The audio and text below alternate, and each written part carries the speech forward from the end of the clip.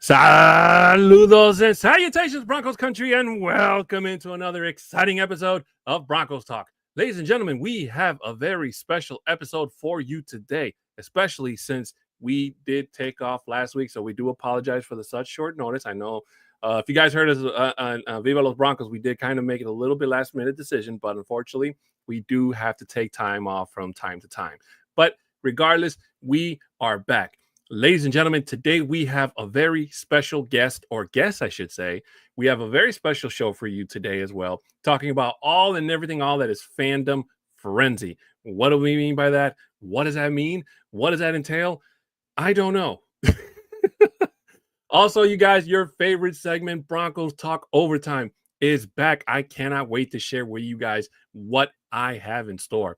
So make sure you're ready, get that popcorn ready, get that beer ready and cold, because you do not want to miss a single minute of the action. And I know what you're asking yourself. Why do I have this hat on? That's because my team currently, as of this recording, is playing for their life. So I am not a Nuggets fan, unfortunately, but I am a Bulls fan. Hashtag See Red, baby. Go Bulls. We can do this. Let's get it going.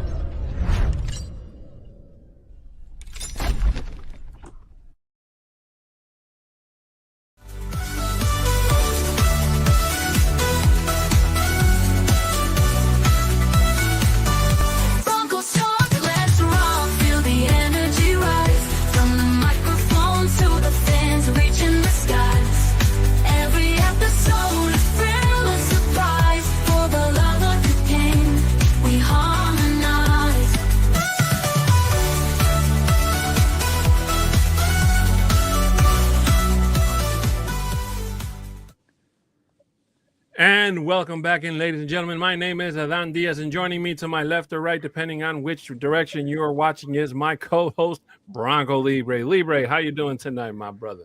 What's happening? I'm doing well. This week that we had off, I feel super rested, super ready to go. Still taking in all these other Bronco podcasts that we had, and not only within our network, but everywhere else and so forth.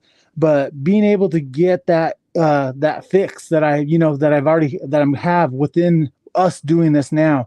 But you know what? It was nice just to take the week off from us doing it and just listen to other people, get the other people's opinions, which was great. I'm just glad that we're back in action. Agreed, my friend. It definitely was kind of weird not being able to sit in front of you guys last Wednesday and Friday and just talk Broncos with you guys. But I will admit it was definitely nice to kind of just catch up on some video gaming, which is what I love to do.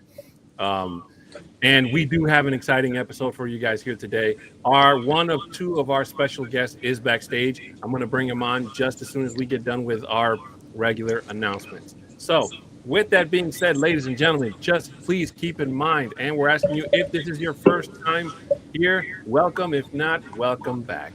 Of course, we're going to start by, like we always do, by asking you to please show your support for us here on the Orange and Blue Network. Please subscribe, share, comment, and like on this video or on any of the videos you guys see here on Orange and Blue. We are also a simulcast, which means we are also tuning out or live streaming, I should say, on the MHRT network. So please make sure you subscribe, share, comment, and like on any of all their videos, as well as their channel. They have a lot of great content. So just in case you're up to speed on our network, you can always go and check them out, because they have just as good video programming as we do. Also, you guys just make sure if there's any Spanish speakers out there, Libre and I do a show on Fridays called Viva Los Broncos. Goes live every single Friday, unless there's some special occasion or different reason when we can't do it. But just keep in mind that show is only in Spanish, and it's for Spanish-speaking people. So if you don't understand it, then hopefully you have a translator or something nearby that can help you translate everything that Libre and I talk about. Or what they can do is they can just start it a little bit later, and they can still be part of the live itself, and they can start. I think you can be able to watch it at that point, and it'll start to what is it, the subtext? I think they did does it in English. I have no idea. To be I'd have to honest check with it you. out. I've heard that that's what happened, but we can. I'll go back on one of our old episodes and check it out, and I can confirm that at a later time. Thank you, Libre. For those of you also, please make sure any business inquiries you can email at Broncos Talk 2020 at gmail.com. If there are anybody that would like to follow Libre and I on our socials, they're right there at the bottom. Our Twitter handles, mine is at a 6'10" Mexican. Libre is Bronco Libre at Bronco Libre 5280. For all our audio listeners out there, please, 5-star reviews are greatly appreciated. If you'd want, screenshot it, send it to us, and Libre and I will definitely be more than happy to shout you guys out here on the show. Shout out to our TikTok audience. Again, I say this every single week. Libre is the king of TikTok. All right. Oh, no. I'm just the guy behind Libre. So, but shout out to all you guys that are joining us. Even if you're just staying for a little bit, feel free to say hi. If you have any comments or questions you'd like to answer or ask us, please feel free. We will try to answer them to the best of our ability with the time that we are given. And also, we'd like to thank our sponsor for today's show, which is Libre. You already know what I'm going to say, but for those of you that don't know, Dubby. Dubby is basically your taste buds' favorite energy drink. What do I mean by that? Well, let me tell you. First of all, Dubby was formulated to give you focus and energy with no jitters or crash. The formula contains vitamins, amino acids, and nootropics, included the patented Neurofactor formula. Basically, it's no calories, no sugar, no maltodextrin, no fillers, and no artificial colors. Ladies and gentlemen, like I say on the show all the time, it is basically all the good stuff without all the bad, all the bad stuff that they say that are energy drinks or that you put in your coffee, all that good stuff, or bad stuff, I should say. Dubby is there to help you with all the good. Also, just to show you how nice of a guy Johnny Baki and the guys over at the Nothing Rhymes with Orange and Blue podcast are, that airs every single Tuesday here on the Orange and Blue Network, they would like to give you 10% off. All you have to do is use the code NRWOB10 when you get ready to check out with all your favorite Dubby products and flavors. Again, that code is NRWOB10 at 10% off at checkout. Shout out to all the guys over at Nothing Rhymes With for the awesome 10% discount. And shout out to Dubby for being a sponsor of this show and all of the shows we have here on the Orange and Blue networks. Oh, I am tired just listening to you. And we had a week off of it, thinking I would be rested. But nope. It did help being off a week. I had to use that extra air I stored last week. It was already, Right. But ladies and gentlemen, if it's okay with Libre, I would like to bring on one of our two special guests today. You guys have seen him in the chat here many, many times. Ladies and gentlemen, please give a warm, mile-high welcome to our good friend and Libre's cousin, Juan Marquez. Juan, how you doing tonight, brother? Primo? What's up, guys? Welcome to us. Let's go, Broncos. Let's go. That's right. Let's go. All right. Now, Juan, this is actually the first time I've ever met you. Yes, it is. Through the video. I know I've seen your name come up in the chat log many, many times since Libre and I started going back live here on the show. So first of all, let me just say congratulations. Thank you so much for your support for us. Oh, yeah. On the show. It really, for all really the supporters. I'm trying to spread the word too. I'm trying to get us out there. Awesome. I love that. You know what? And it starts with family. The way I always think about it, when you're starting something new, it always just comes with family. And then it just expands from there, because then you're sharing and you're just telling your network of people and so forth. So, and that's what I love about it. And I'm going to let you guys know that Juan has been one of my biggest supporters from the time I started with Bronco Libre all the way up until we started the podcast together. He's been 100% there and always there. So Arturo Judao jumping in saying, Bronco Libre, what's good, cousin? What's up, primo? And guess what? This is that's his brother. That's Juan's brother. Fanatic Dak saying, what's up, fellas? Fanatic Dak, my high salute to you. And what's up, my boy? Thank you guys so much for being loyal supporters of the show. Supporters. So, ladies and gentlemen, the special thing about today's show is that you guys have heard me say it before. Normally, I'm the one that usually comes up with the topics of things we want to talk about. Now, obviously, the topic that's been on everybody's that's I've heard about all since we went on break is obviously the draft. And as we keep getting closer and closer to it, that's just going to pick up more momentum, you know. So definitely, that's something that Libre and the guys are going to definitely talk about. That's more than likely going to be our next topic for next week's episode because we're going to be even closer to it. So we kind of wanted to save that for next week. Now, that doesn't say we're not going to talk about it now. I'm pretty sure somebody's going to ask us about it, and we'll be more than happy to. But today, I told Libre that he could pick the subject for today's show. You know, so this topic, the topic that we're going to talk about today, was chosen by Bronco Libre, and I'll let him explain to you guys why he chose this topic. Well, I wanted to talk about Modelo time, but you wouldn't let me, so I had to do something else. We got to get sponsored first, brother. That's okay. You know what? This is the gateway to it. They're seeing it, and they're like, "Oh, you know what? Let's get him on there." You got Modelo, I got Jamaica, whichever one. Whatever, right? But no, what I wanted to do here, especially because we're in that little lull time still, we wanted to bring on a fan that is just not only a fan of the team, a fan of ours and so forth. That's a supporter. So, and I thought right away, I thought of a friend and then my cousin as well, because they've always been there. And I said, you know what? Let's just bring them on. Let's talk about the fandom and the frenzy that comes with it when you're a fan. It's just a frenzy of just all these different things that just happen. So, and I was like, you know what? Let's talk about that. You know, like let's talk about our fandom, how we became fans, who's our favorite player, your favorite memory that you have with the team, maybe a favorite play that you remember, and just, you know, that's just what I was just like in my brain was just going through that. And everyone was on board and we're like, all right, let's do it. Fandom frenzy. Let's do this. Yeah, I wholeheartedly agree. And just to kind of elaborate a little bit on Libre's point, for those of you that have joined us kind of like that haven't been with me since the very beginning, earlier on in the conception of the show, we did a couple videos. If you go back and watch when MHRT kind of took off, when Broncos Talk was also on its own, we started. Well, I should say I started. No, I take that back because I had Richie Rich with me. Shout out to Richie Rich. We started a segment called Ask a Fan, where Richie and I would bring in a fan from a different team, and our goal was to bring a different fan from every single team from the other 31 other teams, aside from just Broncos fans, obviously, and kind of get a better idea to, you know, get a better understanding. If we had a matchup with them that season, get an idea of how it was, you know, what our expectations are, who can beat who. If it's a team that we're not facing this year, but we faced in the past, obviously, you know, just kind of get an idea how it is, you know, seeing through the other person's eyes. Okay. And we had a lot of great guests on that show when we did that segment. So I'm hoping to bring it back.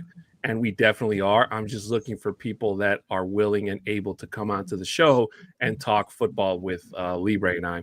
I am trying to get one of my friends to come on and talk about the Bears.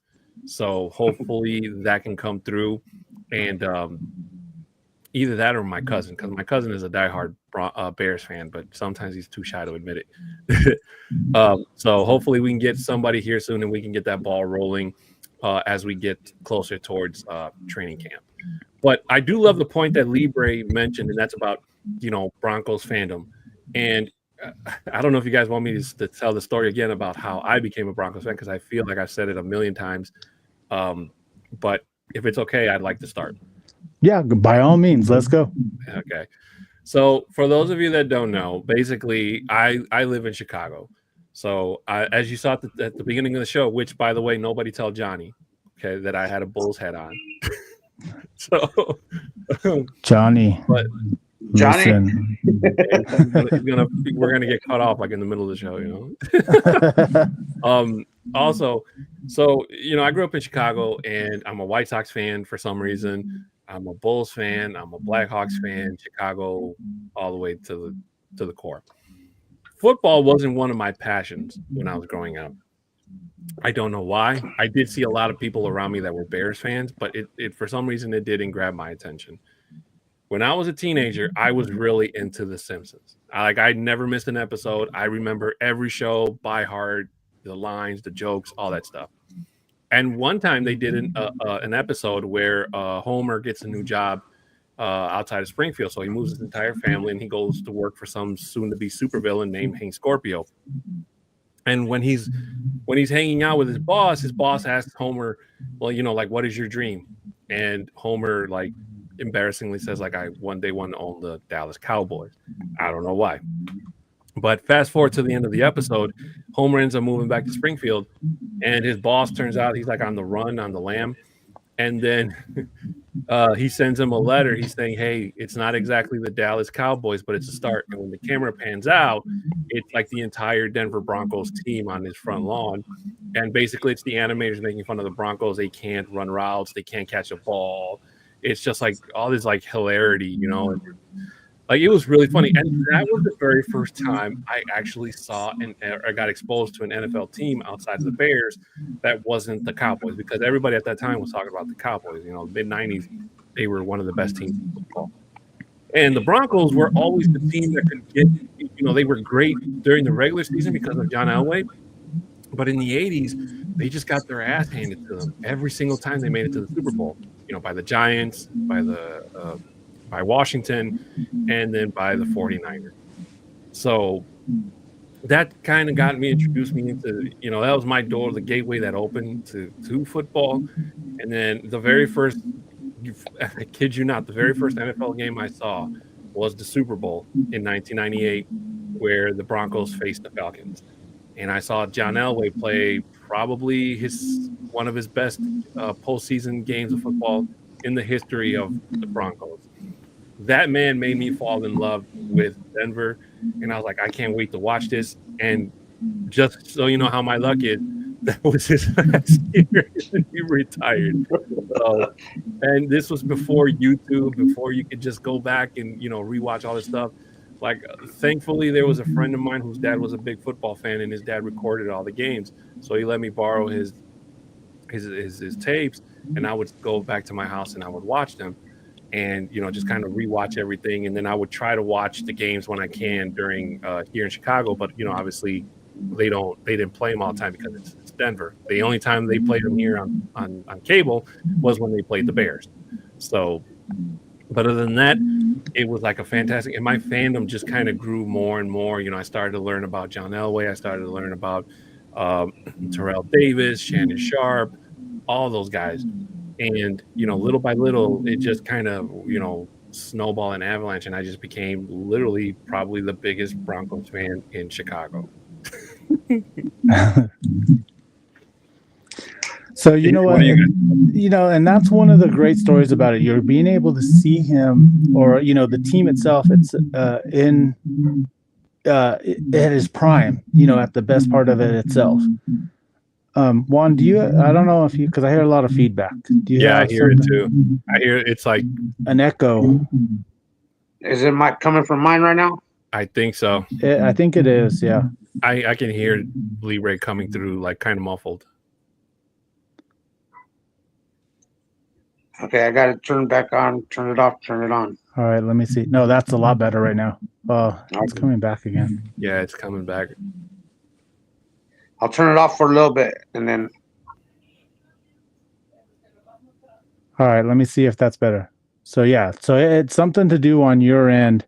If you have the audio as well, that's going on and so forth, like maybe on another stream or something, it's just that's what we're hearing. So we'll get that technicality out there itself. So yeah, I just turned all the other ones off. All right. Is that better? Let's see. Testing.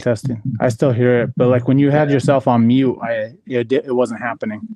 Yeah, it's coming through your way. It's like some type of audio thing. I can hear it too. Yeah. Okay, well, I'll go ahead and turn it off until you guys get to me. Okay, perfect. And what I was just saying about what Adon was saying, and that's what you see, like especially that year that you saw them playing that year. That was a magical year because they were running back for the second half, the second Super Bowl itself, and you just happen to gravitate towards that, and then just being able to watch John Elway, That year though, like what that in particular year, we had to have a lot of help with Bobby Brister as our quarterback. So you were just seeing like just parts of what Elway was able to do itself. So and I think with that itself said, and wow, look at that, my son and my nephew. Yes, thank you, Auntie Amy. So and that's what drew you to us, because especially here with everyone in Denver brought they idolized Elway, and that's what a lot of people will still remember, especially people that were born in the 80s and 90s and 70s and so forth. That's who they're going to remember because of what he did for our team at that time. So I'm going to go ahead and pass it to you, Primo. Tell us what when you come in, just tell us what made you become a fan. Like, first and foremost, why did you love the Broncos? Okay, well, the first thing for me, it's obviously been in the family since before I was born. My earliest memory, my favorite memory, is when we played the New England Patriots and Shannon Sharp. He was on the phone. He said, "Mr. President, we are killing the Patriots. You need to send the Coast Guard. You need to send them all in." That was just the funniest thing. That's when I fell in love with the Broncos. It's all because of my Uncle Archie, actually. My Theo Archie. Yeah. That's the same with me. That's how I started it as well. It's funny that you mentioned that. It's for that in particular play that happened, and you have to remember that happened during the preseason. It did. Yeah. Yes, it was. I think it was the final game of the preseason. Yeah, something like that. And they were playing in New England, which was so perfect as well. So who's your favorite player of all time? Oh, you got to put me on a spot, huh? Of course. You're on the hot seat right now. All time, it's going to have to be Steve Atwater.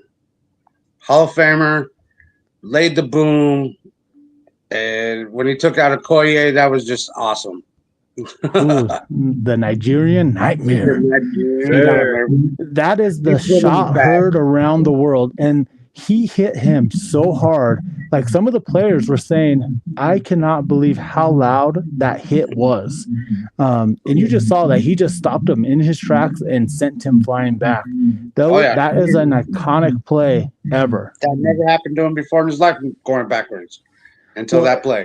Exactly. But then if you actually look at that in particular play, I feel like that is what slowed down Christian McCoy's career as well. Yeah, so it's like that one of those type of plays that just happens to end people's careers and so forth, and it happened to just be his and so forth, because he never recovered. I don't think he did anything more substantial for the couple of years that he was still in the league itself. All right. I wholeheartedly agree. For me, it was just probably just from that Super Bowl alone when Elway just launched the ball to a wide open wide receiver.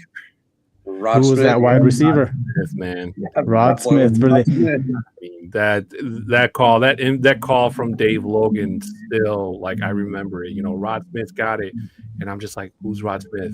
Where is he going? He's gonna get caught. And then when I did my homework on the Falcons much later, and I just found out how much, like, who Dan Reeves was, and the fact that he lost to a team he used to coach. Well, you know what, like, Juan, if you can just mute real quick. Dan Reeves, I'm not to give a knock on him. He was one of the best coaches that we had there in the late 80s, like in the 80s and the early 90s itself.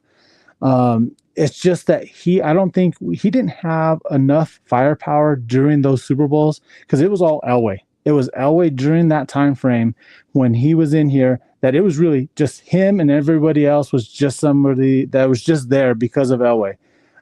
If we had just another supporting person during those Super Bowls, we could be talking to us about being about a 5-time, 6-time Super Bowl champs, because Elway alone took us to 5 Super Bowls by himself. He lost 3 of them, won the last 2 that he was in the league. But if we actually had another player that was, that X factor that was going to be able to push you to that next level that's I think what we missed, and I think that's what was part of the fault with Dan Reeves during that time period itself. But yeah, I'm just happy like the way everything goes. We still idolize him. Rest in peace to Dan Reeves now, but like he was part of Bronco history, will be, and yeah, it's a sad story that we had to play him in Super Bowl 33 with the Falcons when he was there. But again, like I always say, I root for the name on the front of the jersey, not on the back. So it just happened to be that day that we just had to take him out, saying, look, we're a lot better than the Falcons this year. Yeah, and you know what? And this is something also that I've talked about on the show because, like, well, let's start. Let me state, just for the record, regular jerseys in my size, they don't sell them. Okay, I have to have mine custom made, and it's already hard enough to try to get a custom made jersey with, to say Elway or some famous NFL player's name on it, because then they tell you can't do it because they feel like you're trying to gyp them or something stupid like that. But you figure they'd catch a point, get a clue when it's like, it's not just like a 3X or a 2X, it's a 5 freaking X. Okay. And not just like a 5X like wide. It's like because you need it tall. Yeah, exactly. So, when I ordered mine, I got my nickname put on the back of mine, and, and the number 98, because that's literally when the year I became a fan.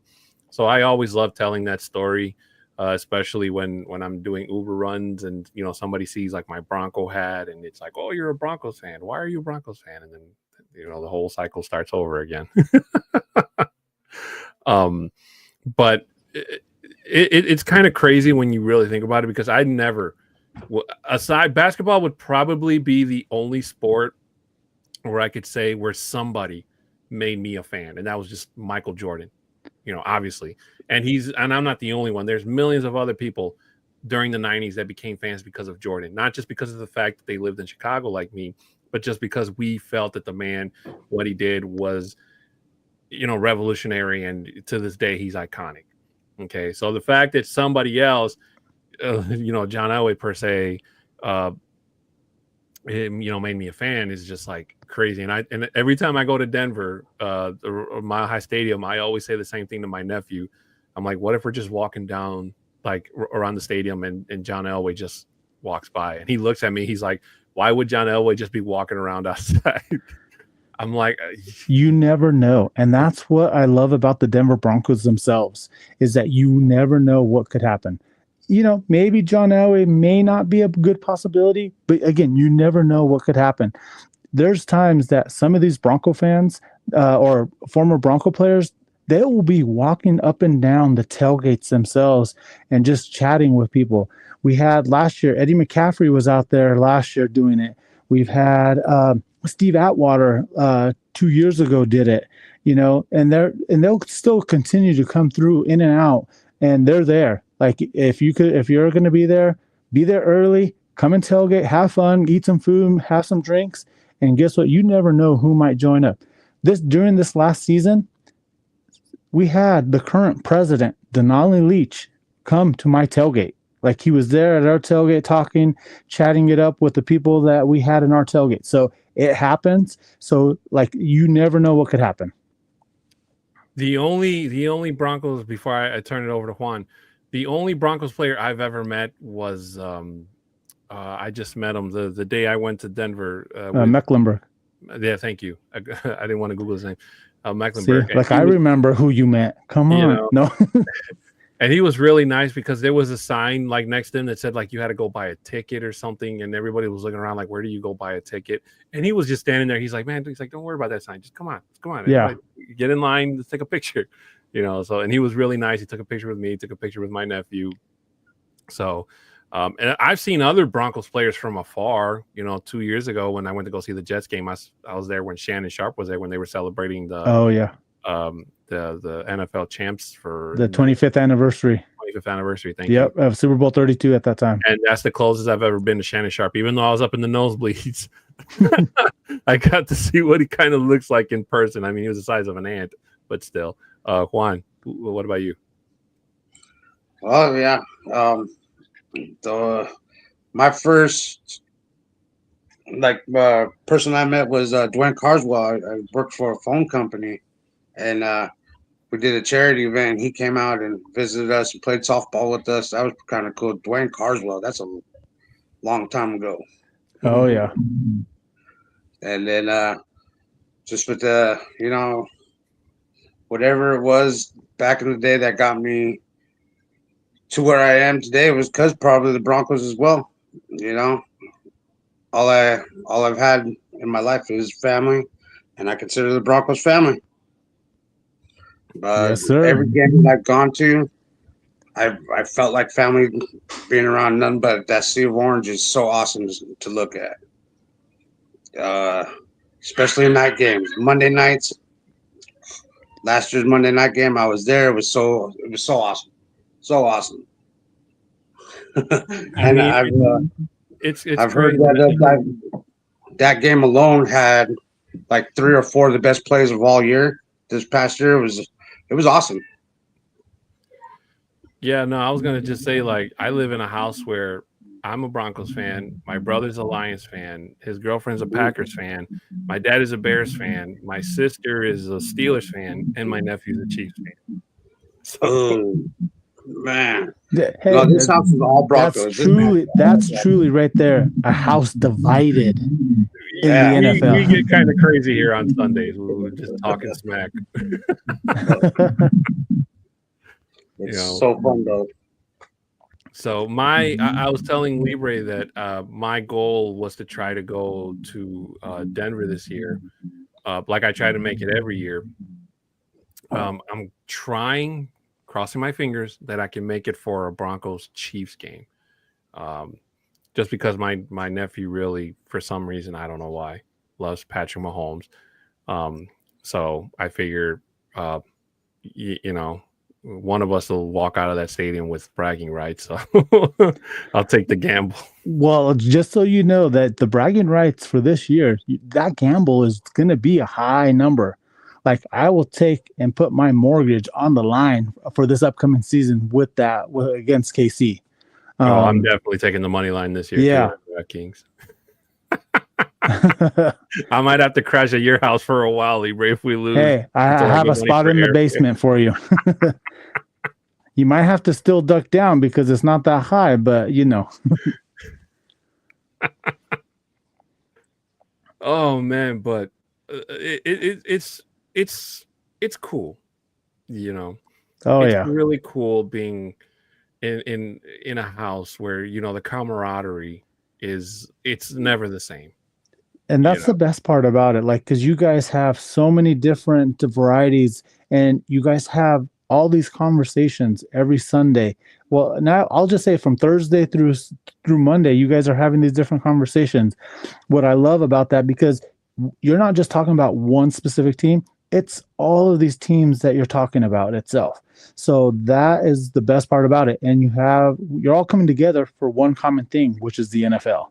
And that is the best part. As long as we can still continue to make the NFL the number one league in the United States and in Mexico or in the world, like it's starting to expand in the world itself, we're doing that. And that's what I love about this league. Because if you look at it, anything else, the NFL is supreme right now, and they're the best. And you can't go wrong with that itself. You know what's really surprising, or surprised me, I should say, is literally 10 years ago when the Broncos were going to come to Chicago to during their championship year. They're going to play the Bears. And I remember I told my old man, I said, hey, listen, I didn't have enough money for tickets because they were kind of expensive. I don't know why. But I was like, they're doing like you know how sometimes the Miles and like the cheerleaders will come to like, and they'll do like a tailgate party or whatever the day before or the day of.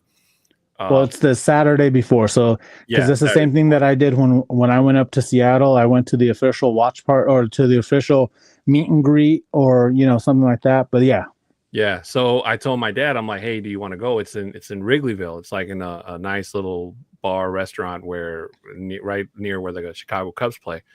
So he's like, yeah, let's go. And while we were going down there, I was like, well, man, what if it's like only like 2 or 3 Broncos fans, And my dad's like, well, listen, we'll just make the best of it, and it is what it is. I was not ready for the amount of Broncos fans that were, because we took the city train, the amount of like Broncos fans that were heading all in the same direction, and we were all just kind of looking at each other like, hey, you going to the thing? Yeah, what about you? Yeah, what about you? And I just felt so underdressed because all I had was like my scarf. You had like people completely decked out in like football gear, or they had like the really cool jackets with the emblems on it and all that stuff. And as we were walking down into the bar, I look over to my dad and I'm like, these are my people. So it Who was great. Now, knew? unfortunately, Miles and the cheerleaders got snowed in Denver, so they didn't make it. But we still had a fantastic time, and I really wish I would have kept more in closer contact to all those people. But seeing that entire bar taken over by orange and blue guys was just unbelievable, and it was like my very first taste of like, and I thought to myself, if this is how it's like here in Chicago, I can only imagine when I finally get to go to Denver, And Mahi Stadium, the first time I went, was like my second home.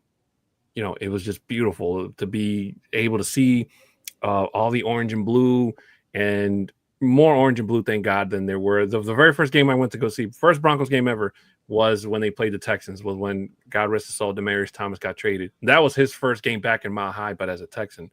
But it was fantastic. And I'm telling you, it definitely does something to my orange and blue heart. Like, it just recharges me as a fan, and just being there with your fellow Bronconians or whatever you want to call it. And just, I mean, it's great. And I'm telling you, I'm so jealous of Bronco Libre, the fact that he can go once every week and I have to save up like all my pennies just to be able to go for. Oh no, I still have to save up all my pennies just to even go. Like, it's crazy. Like, what was crazy, like, even when we got the new ownership and we still were having bad seasons, they still raised the ticket prices itself. That's only because if you go back onto the secondary markets, even though our team was not winning for 8-9 years, but we have a 99% renewal rate for all season ticket holders. But because of that, a lot of those season ticket holders themselves, they sell their tickets on the secondary market itself, and they go for double, triple the price of what they bought them for. So when the new ownership came in, they analyzed that. They went through all of that. They go, well, we're still a hot ticket. Even though we're putting winning product on the field, it's still a hot ticket. So they ended up still raising our prices and so forth. But again, you know what? This is what we do. This is my passion. This is my love for the Broncos itself. I'm going to pay it. If I have to get a second mortgage on my house just to pay it, like, that's what I need to do. I'm never going to give these up at any point itself. But, I do have that luxury a little bit, like how you're just saying, that I do get that opportunity to be here, to be with the team. And one thing that I do love that I just recently found out within the last year or so, that there's this Broncos quarterback club that's here. You pay this premium price for it's a one price for the full year. And you're invited to these different events throughout the year that have alumni, the former Broncos, that come over to this luncheon and do all that. You get to talk to them, do all that. They do have watch parties. They do all this as well, which is so cool. I'm thinking about joining that this year for this upcoming season.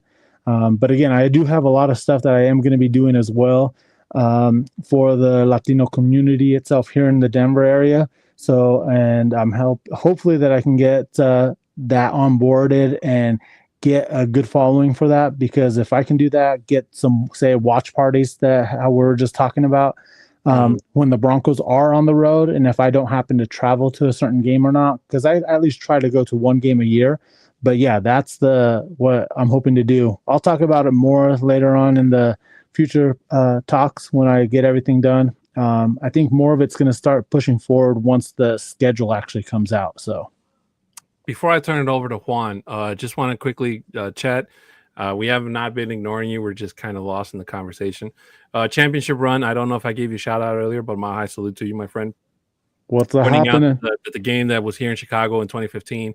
That was the very first Brock start. And that's correct. That was the Yeah. very first game Brock took over as the starter because Peyton Manning had that issue with his foot. And he's shocked a lot of people because the Broncos were slated to lose that game, and they didn't. They actually won, and they took Chicago by surprise. Trust me. Oh yeah. Shai Vargas, my high salute to you, brother. And he says, What's I up, met Shai? Champ Bailey. I am so jealous. That is awesome. And that's one guy that I have not met either myself. And what's crazy, like he was just here in Boulder for the CU practice when they had all the media stuff for the media coverage for Shador and Travis Hunter for their pro days. So he was over there just talking it up and so forth with them. So like that's one guy that I would like to meet is him because he was a legend, and I just feel sad that we weren't able to give him a championship.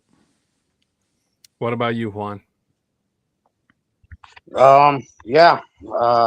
That I remember when Brock came in for that game too, and then yeah, I'm just my mic is acting weird right now. I can't fix it. So it's okay. We can hear you fine. And actually now you have me on mute. You have us on mute. There we go. Okay. Yeah. Okay, can you hear me now? Yes, sir. Mm-hmm. All right. Now back to the question. So just talking about like where were we at? Like I kind of lost track already. Yeah, me too. That's what I'm saying. Adan. Basically just kind of like reliving any Broncos fandom, any encounters that you ever had with other Broncos fans where you live. I don't know if you live in Denver.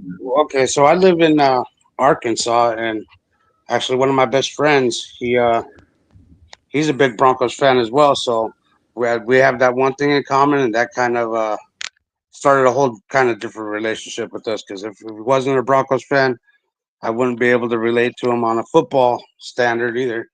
And from him being in Arkansas, he's like a Razorback fan and stuff like that. But he's showed me that he's got a bunch of family here that are also Bronco fans, and this is normally dominated by like the Cowboys fans and stuff like that, and LSU and stuff like that. And so the Broncos, we're out here.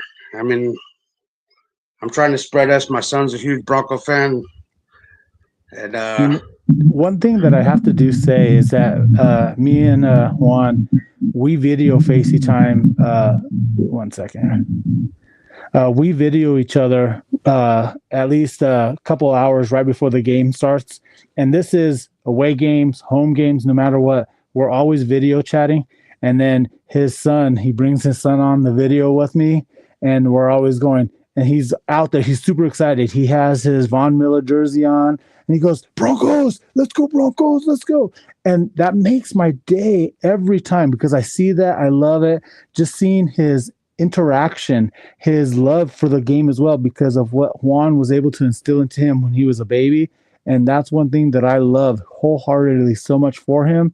And he's just super excited every time he sees me because he goes, Broncos, Broncos. He's so excited. So it just makes me happy. You know what? I can't even relate about because I don't have kids. But championship run. Thank you for liking the video. Like it up. We're just talking about some Bronco friends. Oh, sorry. Yeah, you're fine. It was a promo he ran about the time he was going to the hall. He said to text him.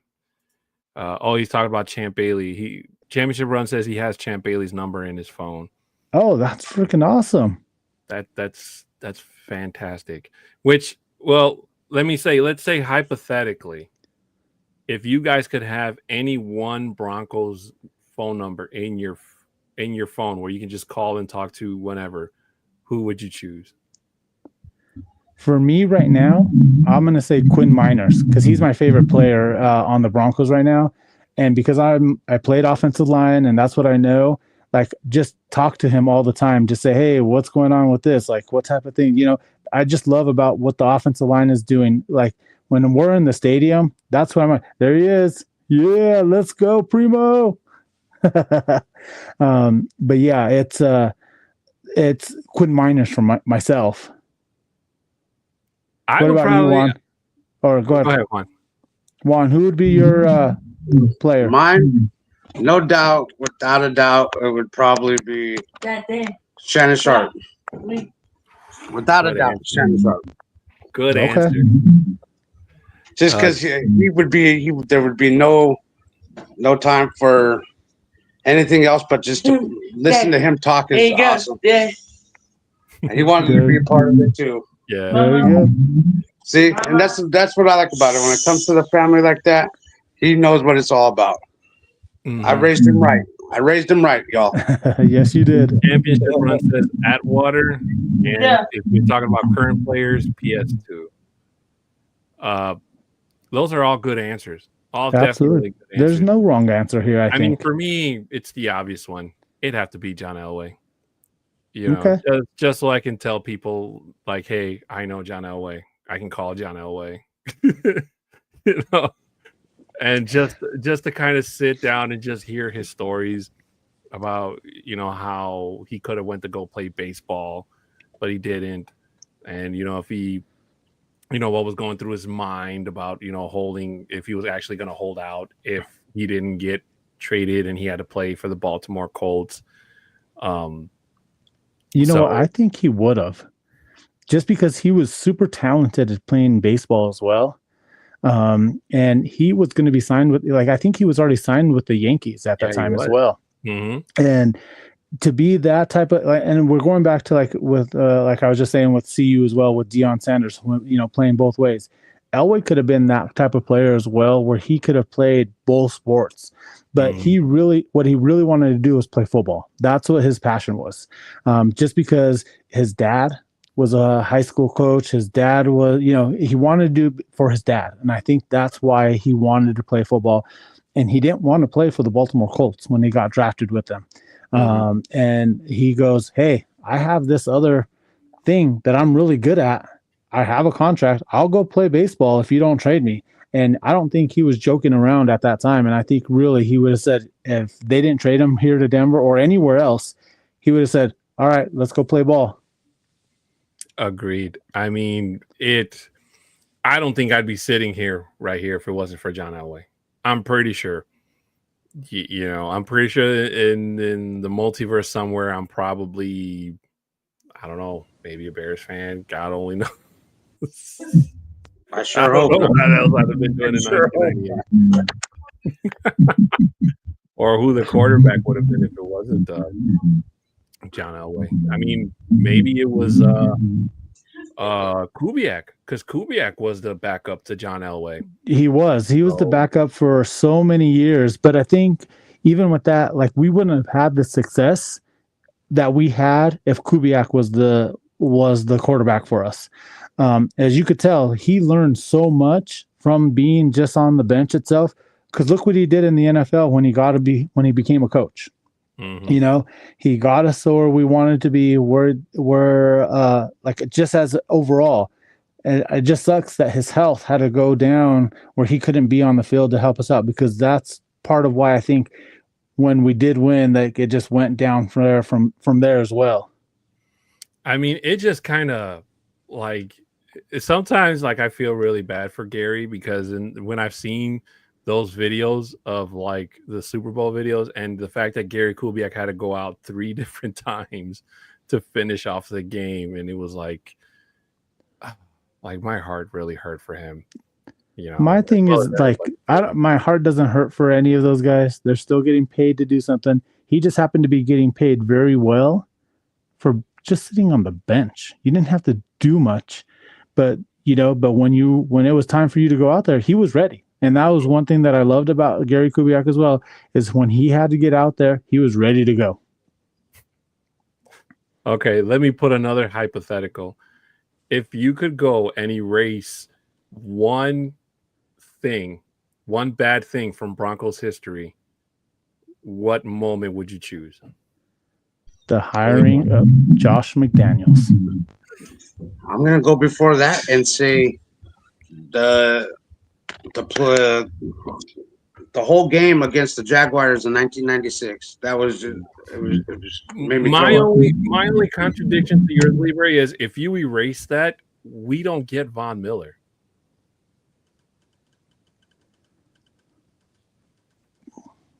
Well, and again, So you never know. Would you be okay with that?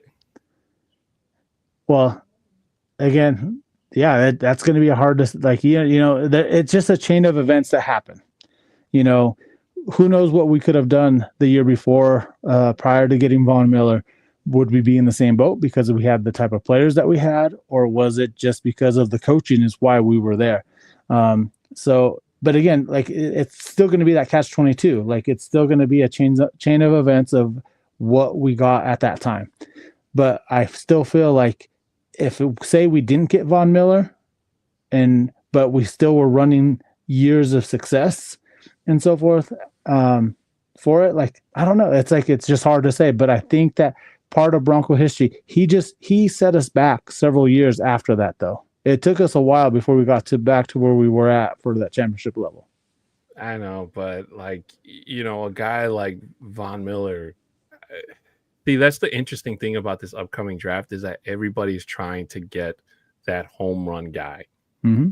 There's almost like one or two in every single draft, and that's exactly what Von Miller is. So. For me, you're not going to believe this, but I was literally going to say what Juan said was just erase that really bad taste from the Broncos' mouth in that 96 season. Loss, to Jacksonville. Of all freaking teams, the very first expansion team at that. Yeah, and again as well, like we could have been that we were so talented that game that we could have been the first team to ever three-peat. But again, we go back to it as well. What if we did win the Super Bowl that year in 96? We win it in 97. What if at that point John Elway retires and now Adon Diaz, a 6'10" Mexican, did not see the 98 season, the 97-98 season? Would he even be a Bronco fan? I mean, that's good. I mean, in my head, I was going to say Super Bowl 48. But if you erase that, we erase everything Peyton Manning did, when he had literally the best season, quite possibly, if I can be honest, and maybe even in NFL history, let alone the best offensive output in history. Yeah. So I'm not going to go that route, though I kind of want to. So that was the year that Peyton Manning was drafted, wasn't it? 98. Yeah, that was the year he was drafted to the Colts. Where the Colts went Ryan Leaf and the Chargers went, the Colts went Peyton Manning and the Chargers went Ryan Leaf. Yeah. But for me, I would probably say one of the Super Bowl losses, probably the biggest one, which would be against the 49ers. The 55-10 game. Yep. Just for the simple fact that, Super Bowl 48 hurts, but 55-10 hurts even more. The whole thing with Washington, that was embarrassing, especially since the Broncos literally opened the game up almost exactly what we saw against the Bills. The exact same play, the exact same thing. Like they started off hot, just that one drive, and then they went cold turkey the entire rest of the game. So that's just the Broncos getting humbled. The Giants game, I can't remember entirely how it went. It wasn't a blowout, I don't think, but it wasn't the Broncos playing at their best. And then, I mean, you ran the Niners. I mean, Joe Montana, Jerry Rice, Dallas Clark, I think his name is. Yeah. I mean, they were on a tear, man. And the Broncos were just, they were no match for those guys. So that would probably be my pick. Just erase that. I would much rather the Broncos not have even made the Super Bowl, lost in the postseason, than to have that etched in the annals of NFL history. But again, we still do not have the record for the most straight Super Bowl losses out there. Sorry, Bill Mafia. You already know that's where it's at. 4 in a row. That's tough. That is so tough. And getting humbled by the Chiefs, 3 times so far, I think? Yeah. 3 times. Literally, I I mean, it kind of sucks when you really think about it because, yeah, a lot of us weren't happy with the way Josh Allen throttled us in that game. And I know some of us in Broncos country were kind of happy to see him lose in the AFC Championship game, but that was a double-edged sword because it meant that the Chiefs were going to go on to the Super Bowl. But thankfully, 2 weeks later, the Eagles showed us or gave us a huge sigh of relief. The way I look at it as well during that, like for that aspect of it, is if we lost to the, say, eventual Super Bowl champs, at least we could say, you know what, the Super Bowl champs took us out. Even if they beat the KC Chiefs, like, yeah, we don't want to see both of them in there. But if I had to pick one or two, no matter what, even though we lost to the Bills, I'd rather see the Bills in the Super Bowl than the Chiefs any day itself. Even though they just took us apart during the previous week itself, I'd rather see that myself personally. I mean, it's crazy when you think about it. And what we have building so far is really, really good. And I think, and this is just a hot take before we start to get ready for the next part of the show. It's pretty like what we have cooking in Denver is really going to be something special. I just have a feeling. And only the people that are Broncos fans or that keep up with Broncos media or watch our shows here on the Orange and Blue and MHRT networks, cheap plug, have an idea of what it is of things to come. And it just gives me a feeling where all of us are just going to be, beer in hand, cigarette ready to tell the whole world, hey, we told you, you didn't listen to us. And we're about to, it's the Broncos' turn to start taking the league by storm. And I agree with that 100%. I still think that the league and the other teams are not taking us seriously still. Just hearing the national media, like, yeah, they're talking about how great Bo had a great year this last year and whatnot, but they still are still doubting us. But the moves so far that we have done, and I've said this before, on paper right now, the Broncos have the number one best defense in the league. And some of these national media people still thinking, well, these are guys that were injured. They're doing that. Yeah, we got them at a great deal because of that. And it's going to be where we're going to be out there and we're going to shut them up like we did last year. And mark my words, today is the day after tax day, April 16th, 2025. I'm saying it right now. We're gonna run the division itself. I feel like we are gonna go in there, we'll win the division, and then we're gonna go out there and again, I still don't know where we'll place so far. I'm still thinking about that, where we're gonna place within the AFC itself, but we'll win the division. We're gonna be out there, we're gonna be pushing it, and people are gonna be shocked the way that Bo Nix is going to be able to play and put this team together. Now that we have the quote-unquote joker player that we were looking after in Evan Ingram as a tight end, only because of the fact that he did not have that outlet during this last year. Even though we had Troutman, these other guys, but they weren't that type of player that was able to get him out to be where he's going to be at. But I also said this earlier to one of my friends at work today, as I said, you know what? I only think we're only getting better, and we did not open the playbook. Sean Payton did not open his full playbook to Bo Nix last year. He's getting that installed more and more for him, and this is going to be over the next several years as well. He's not going to have the full playbook that Sean Payton can put out there this upcoming season. He's going to install a little bit more to add more dynamics to it, and we're just going to be able to. People are not going to be able to read us and look at the film from the year before to say, okay, we got his number now. There's going to be other stuff that's going to be installed that some people haven't seen yet, and we're going to be out there and we're going to dominate this league. And I'm super excited, super pumped for it, and so forth. Agree. Juan, anything you want to add before we get started with the next segment? No, just pretty much like you said. I got this jersey when I went on Monday night for a reason, because I believe that we are in the right direction. This, like you said, the defensive player of the year, reigning defensive player of the year, PS2 out there. He's had Nick Bonito, who I think would have been a close second. And just the pieces are just getting built at the right time, I think. And now, like you said, it's time. It's time to show why the aftermath of the whole Russell Wilson thing is actually going to pay off. Well, I just like to correct you on one thing. It is time, but it is the end of regulation, which means, ladies and gentlemen, it is time for Libre, Juan, and myself to go into overtime.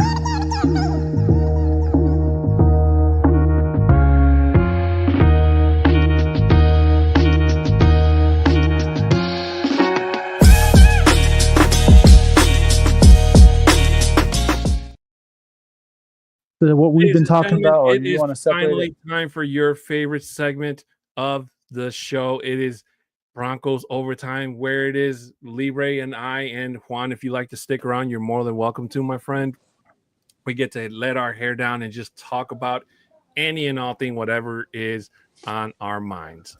So, with that being said, ladies and gentlemen, if it's okay with you guys, I would like to start off, and feel free to interrupt me if you like. But this week, it's okay if you guys aren't into wrestling, but it is WrestleMania. WrestleMania. So I would like to go over the card this coming Saturday and Sunday with you guys and get your thoughts about what you guys think.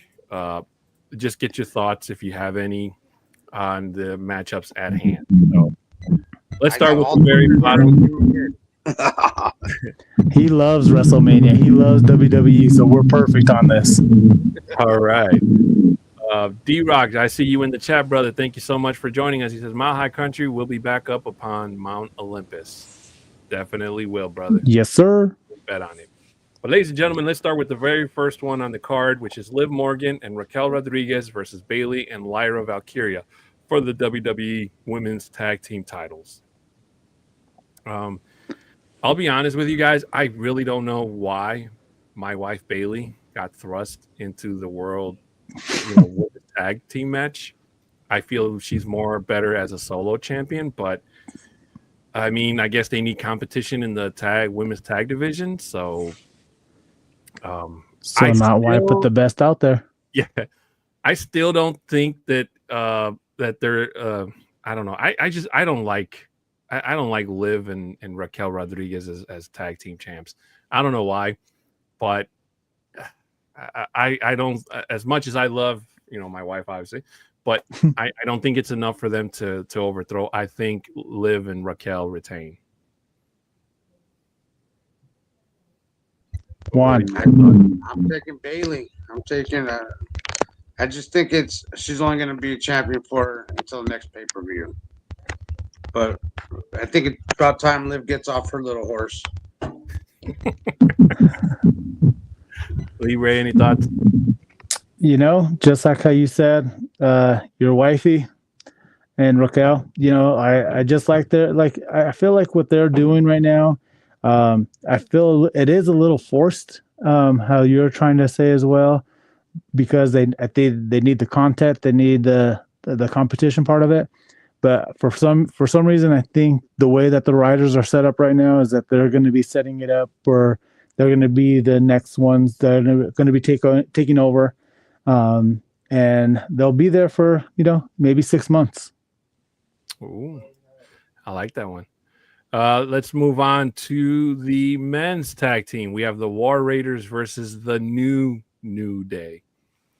Now, I will say, the WWE did a fantastic job in making us hate the New Day, because I hate the New Day now.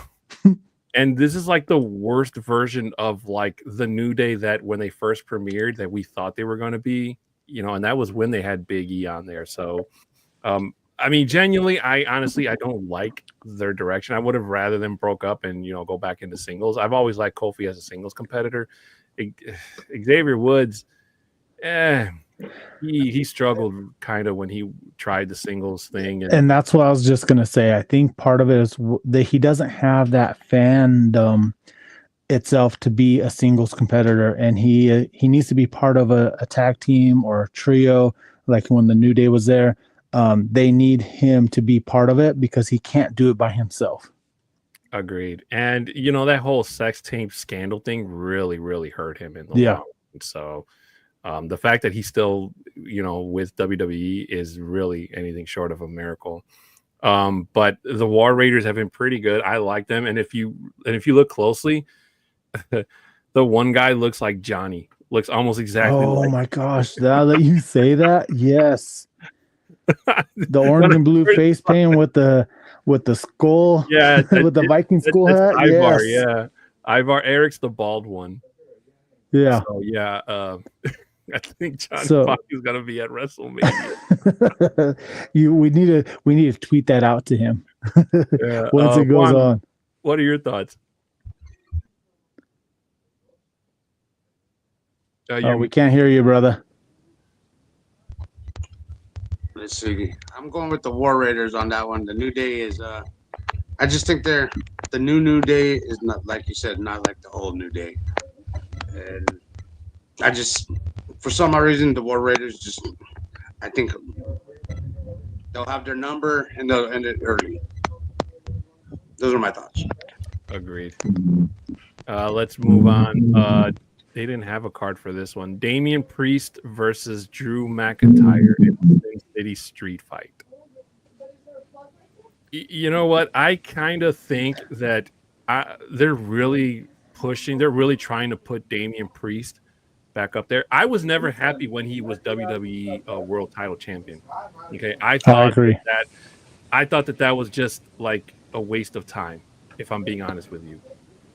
And Drew McIntyre, I think Drew was just added on there just to kind of give Damian some type of relevancy, because a lot of people like McIntyre. I like McIntyre. That Claymore kick, oh man, I love hearing that thing connect. So I get it. They're trying to keep Damian relevant, especially since they took him out of Judgment Day. But for me, I don't think not even a guy like Drew McIntyre can make Damian Priest relevant. So I don't have a whole lot of interest in this match. Hopefully it's a good one. Street fights are usually pretty brutal, so I hope they keep an aspect. But I think Drew wins that one hands down. I'm gonna go with Damian. Ooh. And now for the tiebreaker. Yeah, Juan. I am definitely going with Drew McIntyre, Primo. I'm sorry. Oh my gosh. Both of you. Oh my gosh. Can't mess with the Claymore, brother. That Claymore kick to you, you're done. I'm sorry, man. Drew McIntyre, when he does kick you in the face, you're going to feel that. I'm telling you, man. He can't see me. No, that's Dog Night too. The next one on the card is Jade Cargill versus Naomi. So this is kind of like, it still kind of surprises me how Naomi hasn't gotten a title shot since the last time she won, SmackDown Women's Championship. So I don't know. This is her time. This is her WrestleMania. Go ahead. I'm sorry. I don't know if this is her trying to get back into the title picture, or if this is WWE trying to make Jade a heel, which, by the way, I never really was a fan of. I think her as a babyface, she does a whole lot better because that's how she came in. So I'll be the first to admit I don't have a lot of interest. I think I'd be more interested if there was like a title on the line, Okay, no, I agree. But this feels like I don't know. Like, it's really hard for me to get invested into it. Not because I don't like them as wrestlers, just because I don't feel that even with everything that happened, that led up to this and, the backstabbing and all that, like, I don't know. But hopefully they'll put on a good show and one of them, whoever wins this match, gets a title shot at a woman's title. But for my money, I'm going to pick Jade for this one. I think Jade wins. So just how, like you were saying, the storyline always comes out. They come in one way. They're always going, and they're flip flopping back and forth between the heel and the baby face itself. I feel like WrestleMania, what way not to put it at the grandest stage of all, to go ahead and flip her and say, you know what, you're going to be the heel now, And then this is where like Naomi's going to come in. I feel like she's going to come in and win this to help her get to that next level, getting that championship. And I think that's for me, just watching everything, that they go, you know what, we did have that missed opportunity for her. Let's get her, see if she can get to that next level to get to that championship level of holding the belt. What about you, Juan? Okay, on this one, I'm going with Naomi. I think Naomi's going to be the champion right after she does beat Jade Cargill. So she will get her title shot. And I think that's what this whole match is about getting the title shot. Well, I'm pretty sure one of them is the other one has to pretty much start the match. But let's move on to Rey Mysterio versus El Grande Americano. Now, I don't need to tell you guys who I hope really wins this match. I really do hope it's Rey. And I hope when he wins, he takes the mask off of El Grande Americano so we can finally know who's the man underneath the mask. Even though I think we all have a pretty good idea who El Grande Americano really is. Right, Libre? Oh, no, I absolutely agree. Of course, if you couldn't tell by who I think is going to win, let me show you again. Let's see. Mr. Mysterio. It's a clean sweep. Rey Mysterio as well. I'm not going to go against Rey ever. I don't know why, guys, but I feel like this is Rey's like last WrestleMania match. I don't know why. I get that sentiment. You know, hopefully I'm wrong, but I mean, unfortunately, he's not getting any younger. But hopefully they put on a good show, and I hope Rey Mysterio wins because I'm tired of seeing Grande Americano cheat. Right. Next, we have the United States Championship on the line. LA Knight against Jacob Fatu. You know what? I think for me personally, when Jacob Fatu came on the scene, he was fantastic. And me personally, I think he lost a lot of steam when the whole new bloodline thing kind of phased out. So, but I'm still optimistic because this is his first time going out as a singles competitor without being in a faction. And I just hate LA Knight. I hate everything about that guy. I don't know why. Not just because, whether he's a heel or babyface. I just don't like him. So I really do hope that Jacob Fatu lays into him and just takes away the U.S. Championship match. The fact that LA Knight beat Shinsuke Nakamura. So, oh my God. Like, I was so happy to see Shinsuke back in the title hunt, and he lost it in like a month or two. So, like, I don't know what the hell that was about. I think it was supposedly because Shinsuke Nakamura's in contract negotiations, so he might actually not even come back. That's why he had to drop the title, I heard. But he could have dropped it to anybody except LA Knight. So hopefully Jacob Fatu wins in this matchup. Yeah, I think Jacob is going to dominate you. I don't like LA Knight for nothing either. And Jacob Fatu is still undefeated right now. So we'll see how that goes.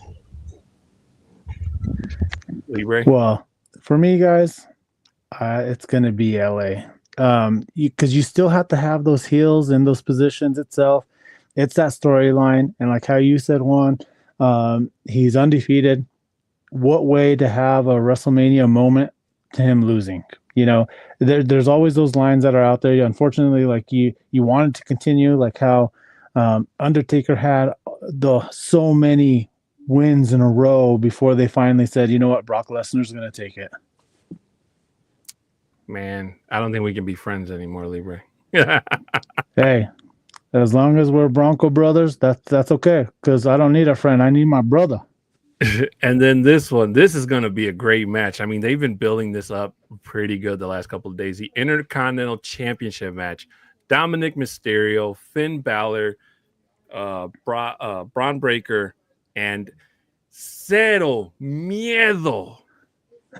And now I gotta tell you guys, like, I really enjoyed Brock Breaker as Intercontinental Champion.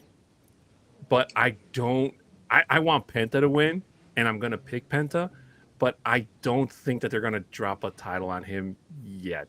No. I mean, because he just started with WWE like 2 months ago or 3 months ago, I should say, back in January when they switched over to Raw.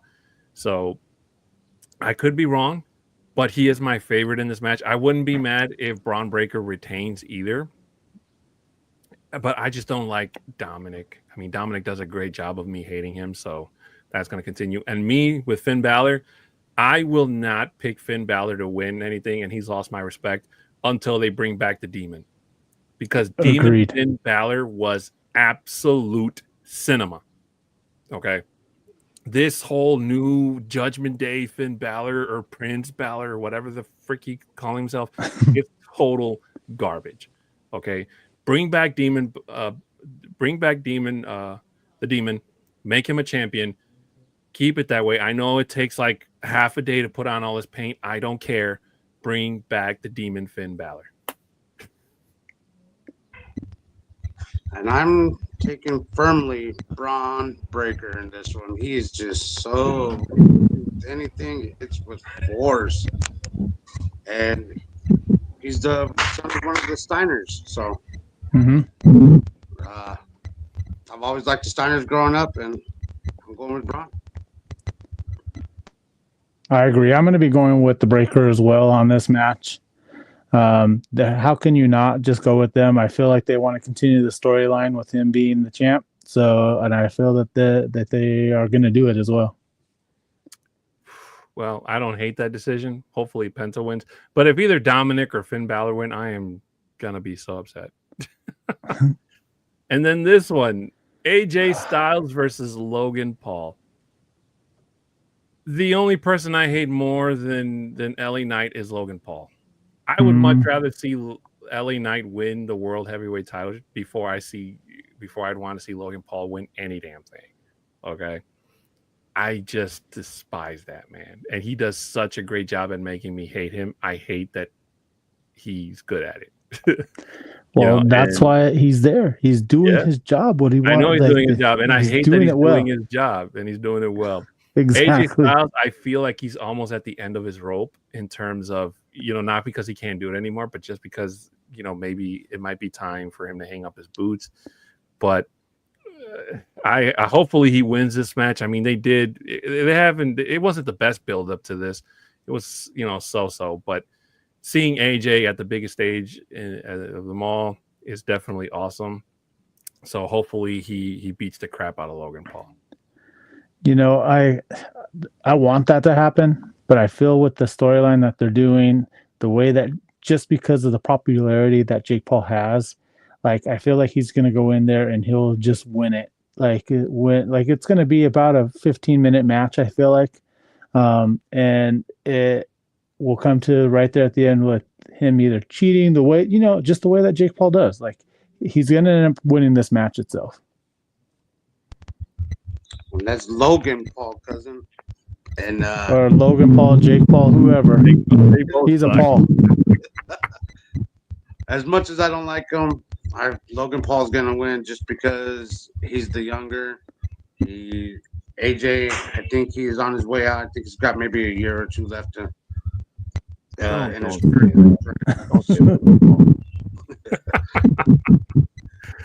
The WWE Women's Champion, Tiffany Stratton versus Charlotte Flair. I'll be the first to admit that when I first met Tiffany Stratton, I found her so annoying. But now I think she's really cool. I don't like the fact that she's going out with what's his face, Ludwig Kaiser. I think she can do better, but I mean, at least she's not going out with like Logan Paul or LA Knight, right? Right. But so far, her as champion, she's been pretty good, and she finally cashed her Money in the Bank, which I thought she would never do. I really do hate that they gave the Royal Rumble win to Charlotte Flair. I still don't like that decision. You could have picked any one of those other 29 entrants. They would have been much more deserving of a title shot against Tiffany Stratton.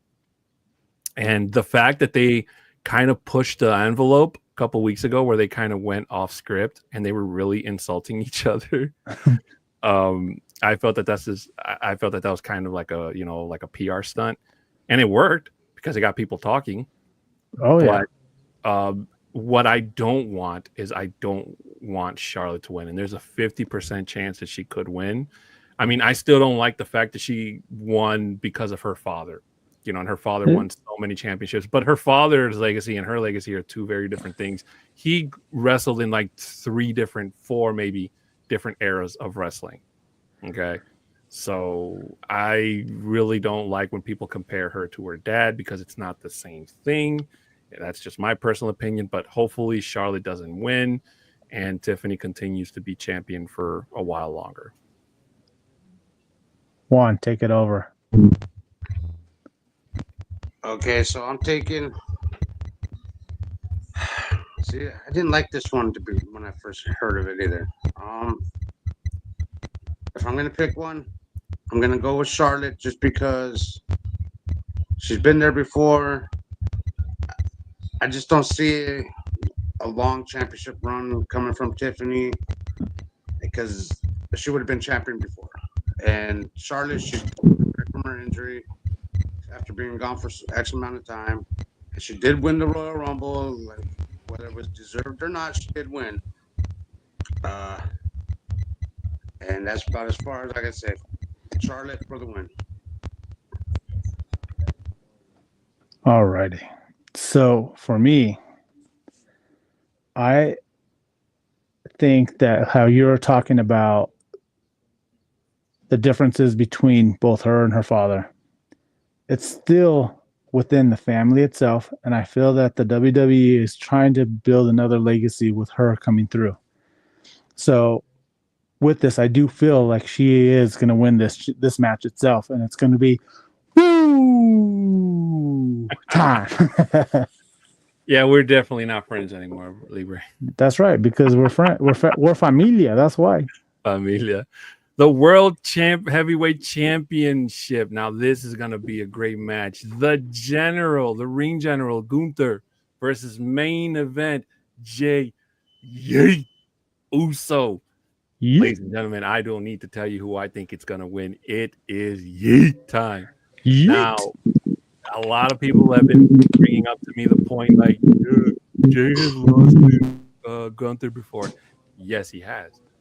But it is redemption time, ladies and gentlemen. And their storyline, I mean, Gunther, God, man, the way he beat up his brother and just like, that was vicious. That was absolute cinema.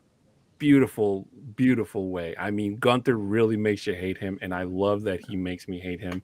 Yep. But damn it if I don't tell you that I respect the hell out of him.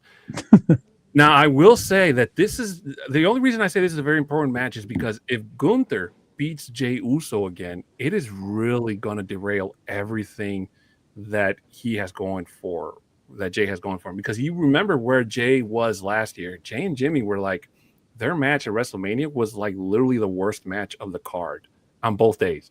Okay. Their brother versus brother match to me personally was not great. Not to say, there were a couple botches and it was like a super kick frenzy and all that stuff. They tried their best, but it really wasn't all that great. So now, and the only reason a lot of people didn't like this match is because they felt it was kind of like a rerun of something they've already seen before. But I can sit here and tell you bunches of time. How many times did we ever see like, The Rock and Stone Cold or Undertaker or Triple H? Those guys were legends, and we never got tired of seeing them in the title match because they were good at their craft. Okay, Mm-hmm. So all I'm saying, I'm not comparing it to them. I'm just using them as an example. I'm just saying you got to give it a chance. Hopefully Jey comes out and he becomes champion because he has a lot going for him. This whole yeet thing that a lot of people took for granted, especially me, caught on like wildfire. Okay, so hopefully he wins.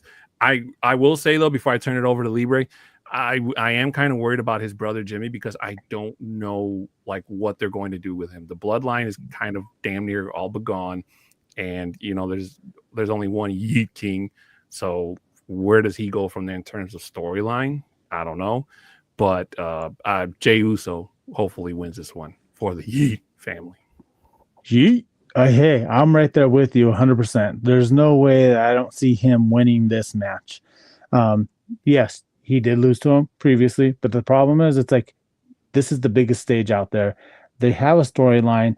Jey Uso has just been skyrocketing more and more with his popularity, and yes, it might just be because of this Yeet movement that he's on right now and so forth. But again, he's been using it for several years as well. So it is now starting to catch on, and I feel that the WWE is finally saying, you know what, we need to take the direction that way. It does suck that, yes, for the bloodline itself, for his brother Jimmy, it's going to be putting him on the afterburners itself, where he's going to be not in these higher matches that are going to be out there. He's going to be a solo guy. He's still going to be on the TV, on the cards, but it's not going to be at the level that Jay is at right now. Juan, what do you think? I'm on Team Heat. Have been for a while. He's gonna do it in style at WrestleMania 41. So, Heat. There we go. It is. And then the Women's World Championship match, Io Sky versus Rhea Ripley versus Bianca Belair. You know, if I wasn't already married to Bailey, I'd definitely be all in on Rhea. Definitely, because that woman is hot. And So Bianca hot. Belair is definitely beautiful. Oh, absolutely. To me, I really don't know why this. I don't have anything against Io Sky. I still can't wrap around my mind as to why, of all the women, they decided to make her world champion, or women's world champion.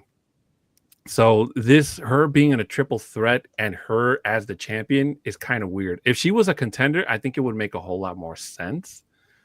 But I'm only saying that because the star power that Bianca and Rhea bring in by themselves, it's like they're here and Io is here. And the only reason she's there is because she's champion. If she didn't have the title, she'd almost be irrelevant. You know, you'd probably think that, you know, she won a Royal Rumble or a Battle Royale for a number one contendership spot. I don't know.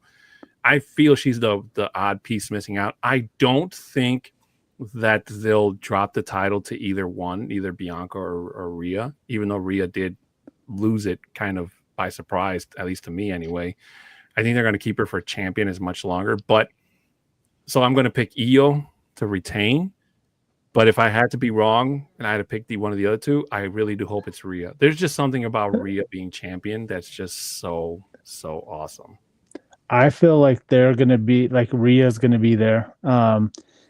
Just because it's like, again, it's about the storylines. I feel like she has a bigger name right now as well within the women's division, and why not just give it to her at this moment, because it is the biggest stage of the WWE itself, of the year itself. So why not just go ahead and do it and then continue with the storyline with her being the champion, and so forth. And I feel like they're just ready for that change. And again, like how you said, I don't know why they do have her as the champion now. I don't know if it's something that they just had to put together real quick, do some type of storyline so that, and why would you put it as a triple threat match? Like, why she can't be the main event by herself. So that's why I feel like they need to have someone else involved in it. And that's why with Belair's in there as well, because she can bring that, exposure to this women division, and like, you know what, we need to get someone else that's in here, because I feel like the next pay-per-view is going to be between Rhea, the champion, and then Belair. Juan?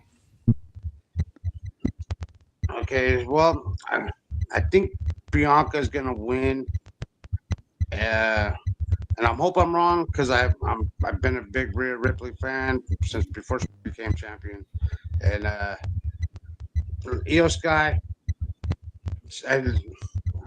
like y'all said, she's just there right now. It's just like she's there in the middle of those two. But I think Bianca might win. But either way, it's gonna be Bianca and Rhea Ripley at the following pay-per-view anyway. So, And then, ladies and gentlemen, we're almost through, ladies. I promise. Another triple threat: Seth Rollins versus Roman Reigns versus CM Punk. No title on the lineup, but I got to tell you, this, aside from our main event, which is coming up next, is pretty much going to be like their build-up has been fantastic. it's kind of weird not seeing Seth Rollins in a title match at WrestleMania. Same thing with Roman Reigns, and I know CM Punk missed last year because of the injury he suffered at the Rumble. So it's kind of weird seeing all three of these guys not in some form of championship match. But either way, they are definitely going to bring down the house, and I really do hate to go up against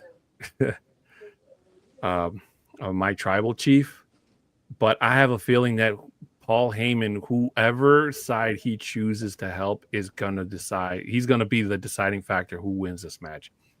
Does he stick with his tribal chief? Does he stick with his old friend in CM Punk? Or does he pay back the favor he owes Seth Rollins? But for me, I've always been a CM Punk fan, best in the world.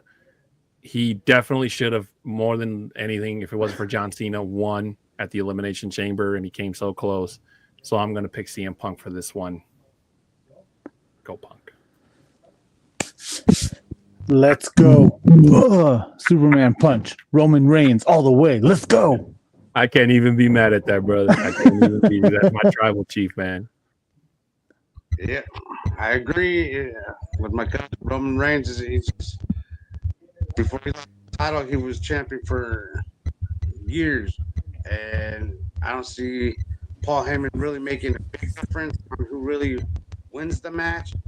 It's just gonna stir up some stuff in between. It's just a nice build up. I like the build up, and I like Roman. And if it's not gonna be Roman, it's definitely gonna be fun. I'll tell you, I wouldn't be mad if it was Roman. I'll be happy if it's CM Punk. I'll be shocked if it's Seth freaking Rollins. I'll tell you that. Yeah.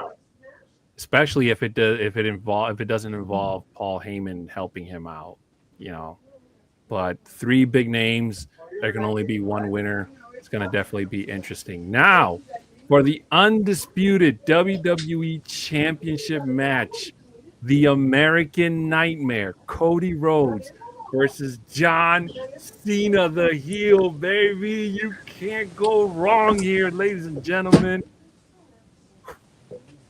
To tell you how excited I am. Exactly. Never, where's my shirt? Right here. I was going to wear it, but I'm going to wear it on WrestleMania, baby. The last time is now. I don't care. I got another one somewhere in my drawer. But that man, don't get me wrong. I've been with Cody Rhodes since last year when he finally finished the story, and I've been behind him ever since.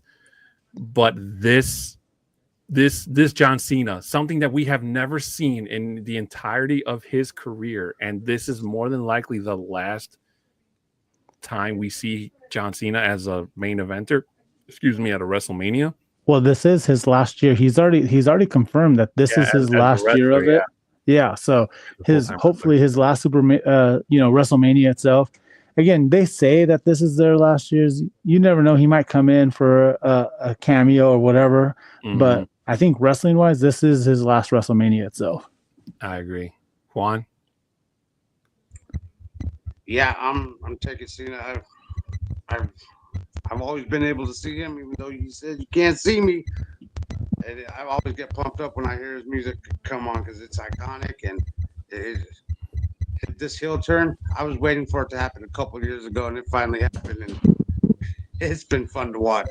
Man, I'm telling you, the heel turn just made me love John Cena even more. I know it made a whole bunch of other people hate him, because of everything that you can't see me and all that stuff.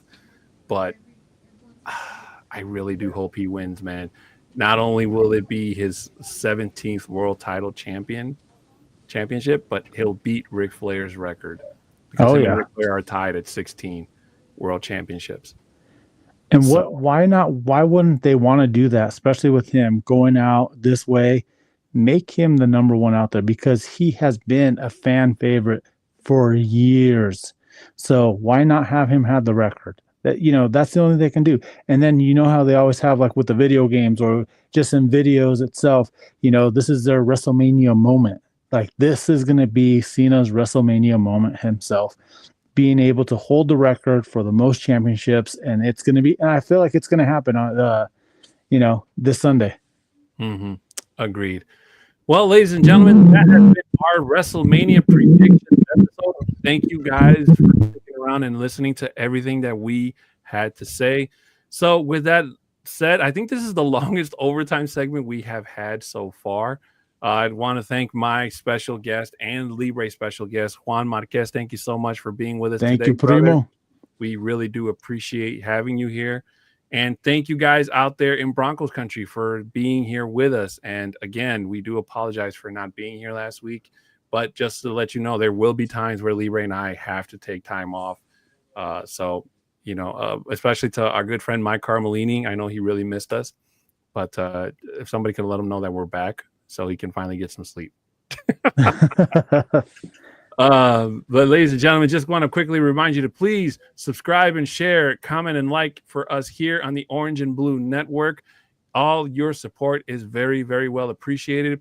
Also, please show your support for us at MHRT Network. Subscribe, share, comment, and like.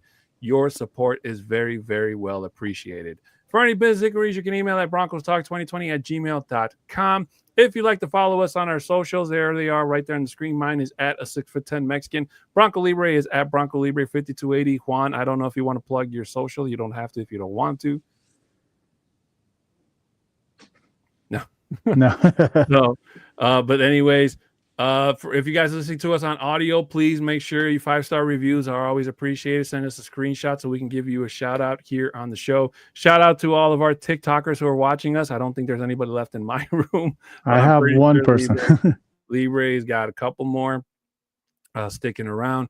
Don't forget to catch us on Friday for the Viva Los Broncos Spanish podcast that will go live at 7:00 Central. 6 Mountain, 5 Pacific. What is that? 8 Eastern? Yeah, 8 Eastern. So please make sure you come back and tune us in for that. Ladies and gentlemen, thank you so much again for being here with us. Before we go, Amy says, John Cena, everyone knows he's going to come back with a vengeance. That's right, Amy. That's you right. Tell them. But with that being said, ladies and gentlemen, this has been Broncos Talk here on the Orange and Blue and MHRT Networks. Oh, before I forget, 10% off NRWOB10 code to get your 10% off on W. I almost forgot. So please make sure NRWOB10, 10% off to get your free discount at W.com. As I like to say, please make sure you continue to support any and all forms of Broncos media, podcasts, articles, all that good stuff. Follow our good friend and boss, Johnny Baki. He just put up an article. He re-signed with Predominantly Orange. So it's a very good read. And so please go and show your support. So with that being said, he is Bronco Libre. Right underneath us is Juan Marquez. I am Adan Diaz, and this has been Broncos Talk here on the MHRT and Orange and Blue Networks. My high salute to you, everybody in Broncos country. And as always, go Broncos! Go Broncos! Let's go! Woo!